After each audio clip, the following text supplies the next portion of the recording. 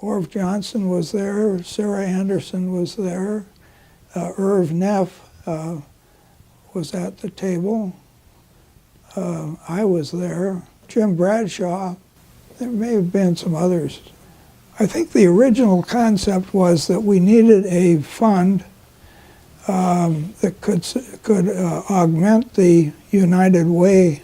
I think I must have been seated at the end of the table, and that's why they chose me to be the president. There's a group of us that grew up in the valley together. I mean, we weren't from the valley, but I mean, we all came to the valley in the late 60s, early 70s. And I think all of us did fairly well, and so I think we also realized that there was something that was expected of us. We decided that we needed to do a community survey which would include people on both sides of the river, and they went around and surveyed these people and came back with a report which indicated that there was a potential population that would support a community foundation. We knew there was going to be a passing of legacy money at some point to next generation, and where was it going to end up. And so the goal is to do what we could to create something that people could give to, that they had faith and confidence in. It seemed to me we passed the hat, and originally just to have some money to buy stamps and stationery and stuff like that. We were, taking church donations. Anything that we were donating to, we were running it through the foundation to make it look like we were legitimate.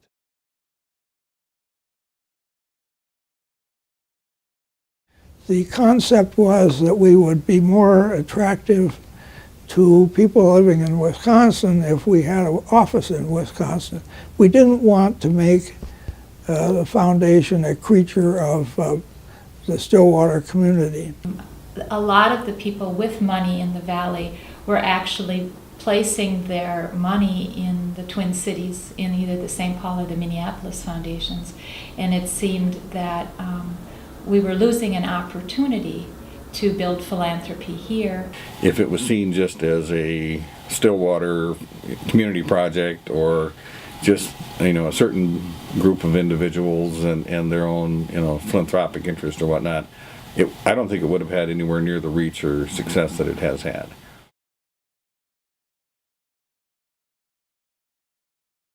I wasn't thinking a lot about how we're going to handle the distribution of the funds when we didn't have anything to distribute, or we didn't have much to distribute. We were very focused on when we could afford to have staff. John Baird talked about that someday this tiny stream would become a mighty river, and we quote John a lot. And there were some interesting things that happened.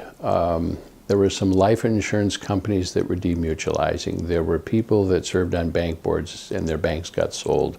So there were people that came into some money that were trying to figure out what to do with the funds.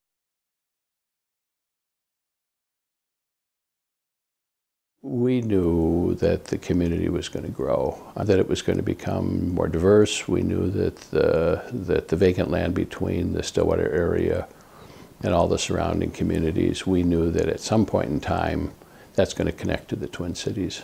One thing about water is that it attracts people with resources. And that's one of the interesting things I imagine being in this business is how people come out of the woodwork, because people with a lot of money don't necessarily go around flashing it. It was a great place to start a community foundation.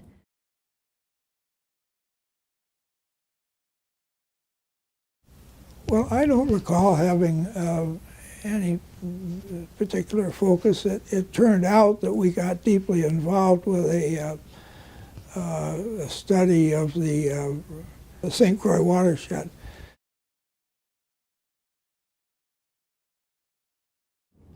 We govern much by consensus. So when we come to an agreement, we support each other.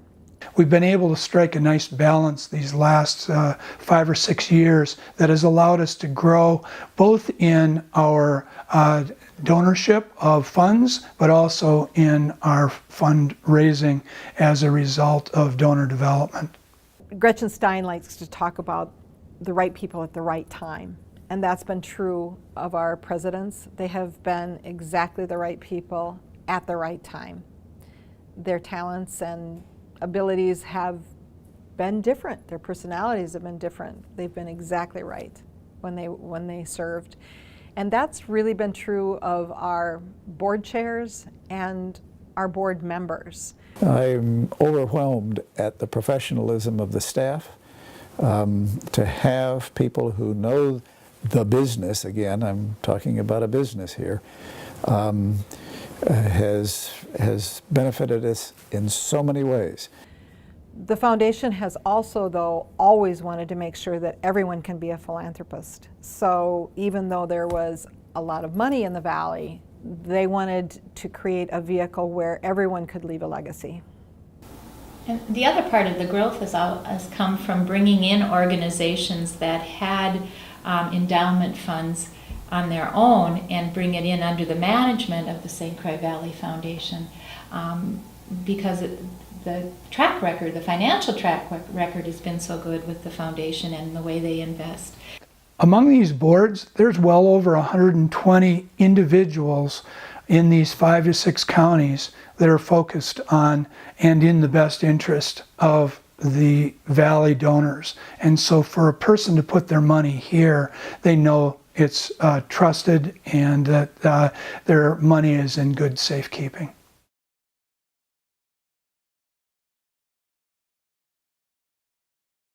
One of the biggest challenges that we're going to have is to take this next generation of givers and challenge them with the commitment to support the St. Croix Valley Foundation and the communities that are in this region.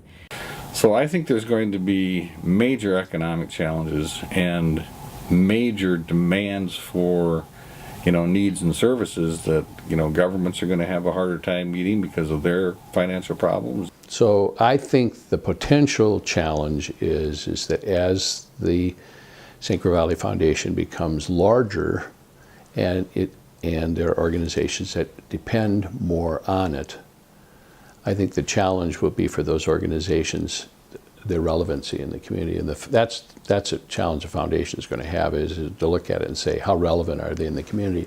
We are continually looking for good people to serve on our board, people who know others in the valley, and we are continually looking at good staff. We're always trying to improve, and it's a work in progress from that standpoint. I think the demographics of the region are changing somewhat, and I think with the opening of the new bridge, the population that's expected in western Wisconsin, the increase in population that's expected, I think will be raising some challenges for different communities. These couple decades that we're in here, the baby boomers, get ready to retire or retire, is going to be a period of tremendous transfer wealth. You want some mechanism again to be able to capture that and to put it to use in the area where it was developed.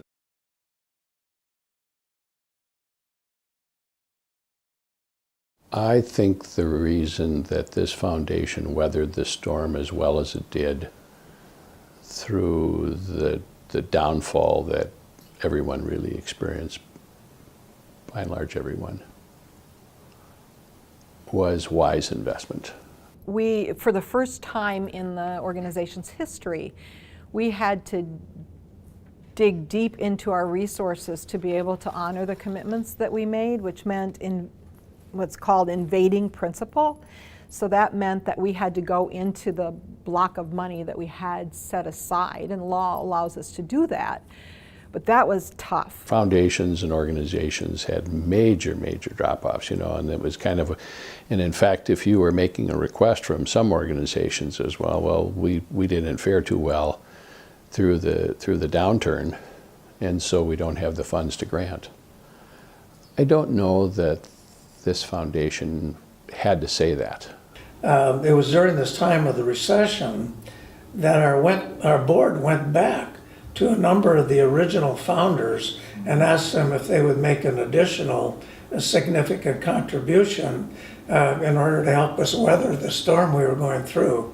And we were really grateful that a number of them stepped forth with, actually a couple of them with equal to the original donation. But during the recession, we were able, as contributions slowed down, to take advantage of the brilliant investment that had been developed for our portfolio.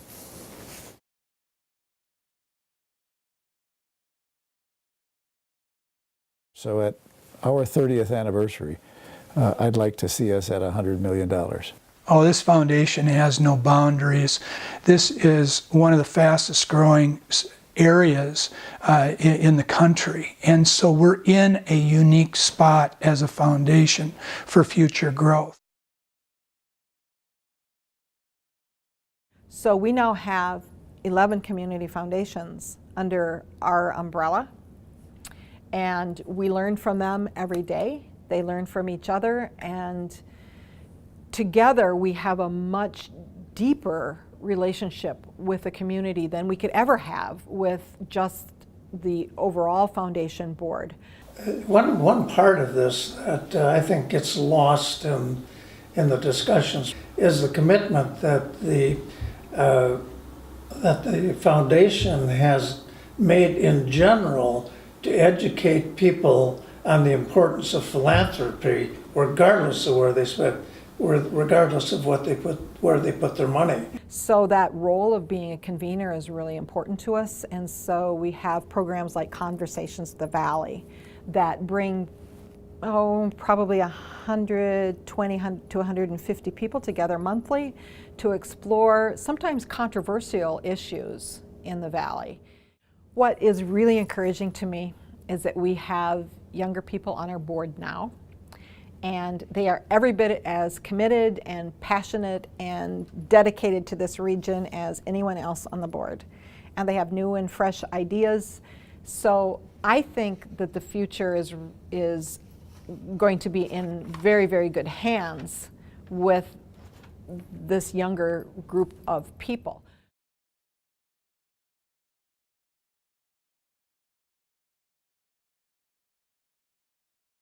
A lot of people will point to the Partners for the Future work that we did as one of the most successful things that the foundation ever did. And I can't argue with that. It was amazing. We provided matching funds to, I think it was like 18 nonprofits who started capital campaigns, and we supported them through nonprofit leadership conferences and training through a partnership with St. Thomas, and helped develop their skills and their capacity. And every single one of those nonprofits were able to meet their endowment goals. The relationship with the St. Croix River Association. The gifting and granting that has been done to various school organizations throughout the valley to support and encourage their music programs. I remember there was like a request for a tuba in a band in western Wisconsin that could not afford a tuba, but now they have a tuba and it makes a big difference for their marching band in their school. And providing the St. Croix Valley from a water standpoint, from a land usage standpoint, from a arts, from an education, all of the various scholarships that some of the affiliates are very, very interested in. The Management Assistance Grant Program, and that gives money to nonprofits to help them build their infrastructure. Operation Help, which is distributing dollars to individuals of need at any time when they may have an unfortunate experience in their life, whether health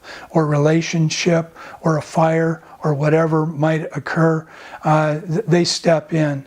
We have, for example, 82 children this year in our school district who are homeless. That's incredible when we think of River Falls, Wisconsin. The foundation can provide all sorts of support to that situation. We have a health and wellness fund now that is working on helping people with childhood obesity. Right now we're involved in a tremendous project as relates to something near and dear to me. I lost my mother to Alzheimer's. I think also of Grace Place in New Richmond, which is our Salvation Army homeless environment.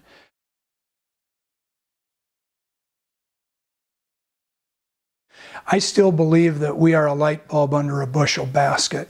Well, I've been very surprised and gratified. I think it's wonderful. To me, it's just a great success story. And it's been a wonderful change in my character, I guess, but to be involved in this and to benefit from that greater idea that you're talking about. It would just be wonderful if we could have enough funding so that we could take on some of the very basic social problems that are in this area. It's our foundation, it's our money, it's our opportunity to put those dollars to work. And whether it's a food shelf, or it's a nature center, or it's a homeless shelter, or it is an animal care center, and any of 100 different applications for philanthropy that improve lives and change lives, I think there's a spirit among the folks in the St. Croix Valley, and particularly among the leaders that are selected to serve on these boards, because they recognize the responsibility back to their peers and their neighbors to make the right decisions, responsible decisions, because we're being trusted with their money. And it's not only us, but it's generations to come. We're building endowments that navigate generations.